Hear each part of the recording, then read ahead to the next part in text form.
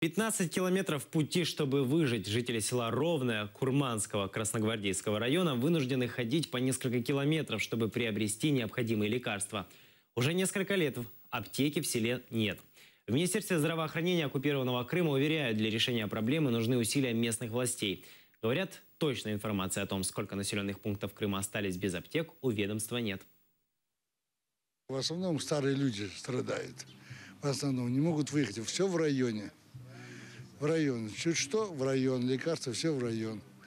Ну нету. У нас уже как убрали год назад, или когда уже, года 3 нету. Старому человеку ехать на специально все делать. Специально ехать, на нужны деньги и все. И... Раньше ведь аптека была у вас. Вот хорошо и было, хоть что-то пойдешь возьмешь, а то вообще ничего. Вот сердцем плохо, надо ехать. Это комплексная проблема. Ее решить один Минздрав никак не может. Понимаете?